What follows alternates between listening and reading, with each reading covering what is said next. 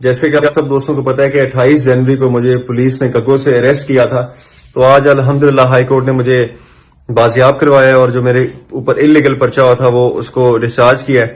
تو سب سے پہلے تو میں اپنے تمام دوستوں کا مشکور ہوں جنہوں نے میرے لیے کوشش کی ہے، وکلا برادری کا اور اپنے باقی تمام ورکرز کا، بھائیوں کا، جنہوں نے میرے لیے کوشش کی، دعا کی، ہمدردی کی، تو ان کا شکریہ۔ اور نمبر 2 جو ان کا مقصد تھا نا بیسیکلی وہ یہ تھا کہ ہمیں کیمپین سے روکا جائے، اس میں یہ کامیاب ہوئے، لیکن جو اصل مقصد ہے نا وہ انشاءاللہ اس میں یہ کامیاب نہیں ہوں گے۔ بے شک انہوں نے ہمیں پرچے کروا دیے، ہمارے ورکرز کو ڈرایا۔ میں آپ کو یقین سے یہ بات کہہ رہا ہوں کہ اس دن یہ مجھے اریسٹ نہیں کر سکتے تھے اگر ہم وہاں پولیس سے کوئی مزاحمت کرتے ہیں جو بھی، لیکن میں یہ نہیں کرنا چاہتا تھا کیونکہ مجھے پتا تھا 8 تک ہم نے پرامن رہنا ہے، کوئی ایسا انلیگل کام نہیں کرنا کہ ان کو بہانہ مل جائے کریک ڈاؤن کرنے کا۔ یہ تو پہلے ہی بہانہ پولیس ڈھونڈ رہی ہے ہمارے کے ورکرز پہ کریک ڈاؤن کرنے کا، اور مجھے پولیس نے ہی بتایا ہے کہ کون کون سے قائد ہمارے ورکرز کا نام، نون لیگ کے قائد ہمارے ورکرز کا نام ان کو بتاتے ہیں، اس کے گھر ریڈ کرو، برے والا کے۔ کتنی بے شرمی کی بات ہے، آپ لوگ مطلب یہ الیکشنز کے لیے کس طرح کے حربے استعمال کریں، اور انشاءاللہ 8 کو آپ کو بہت بری شکست ہونی ہے۔ یہ آپ دیکھیں گے کہ انشاءاللہ تعالیٰ سیلاب آ رہے ہیں، ان کو اندازہ بھی نہیں ہے کہ کیا ہونا ہے 8 کو۔ تو 7x7 کے سیل میں مجھے رکھا گیا ہے، یہ کسوری بند جس کو کہتے ہیں، 7x7 کے سیل میں ایک ہفتہ رکھا گیا ہے جہاں پہ نہ دن کا پتا ہوتا ہے نہ رات کا پتا ہوتا ہے۔ اینی ویز یہ تو خیر میں آپ کو صرف بتا رہا ہوں کہ ان کی کتنی چھوٹی سوچ ہے۔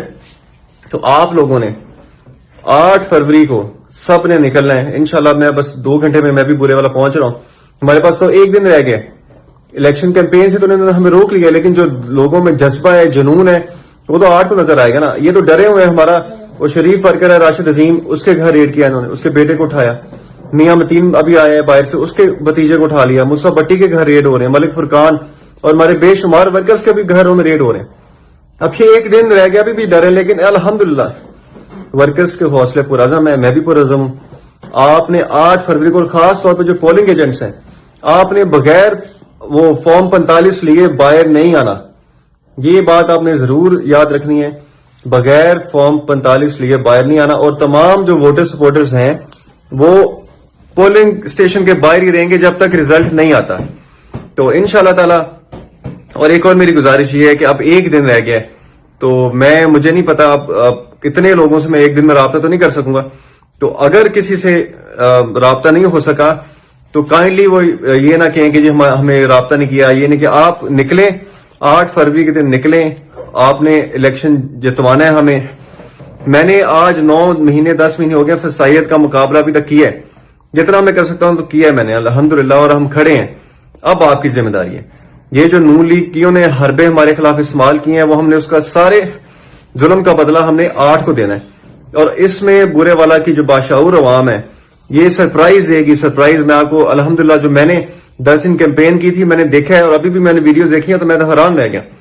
تو انشاءاللہ تعالی یہ جو چھوٹی سوچ کے مالک ہیں ان کو ہم 8 کو بھرپور جواب دیں گے، ہم برے والا سے انشاءاللہ تعالی کامیاب ہوں گے۔ اور ایک چیز میں اور کہنا چاہتا ہوں کہ 3 سال 3.5 سال ہماری حکومت رہی، میں نے کسی ایک نون لیگی پہ پرچہ نہیں کرایا، کیونکہ 2002 سے 8 تک مٹھو ڈوگر صاحب MP رہے ہیں، اس کے ساتھ جو نون لیگ کے ورکرز تھے ان کے گھروں میں ریڈ ہوتے رہے۔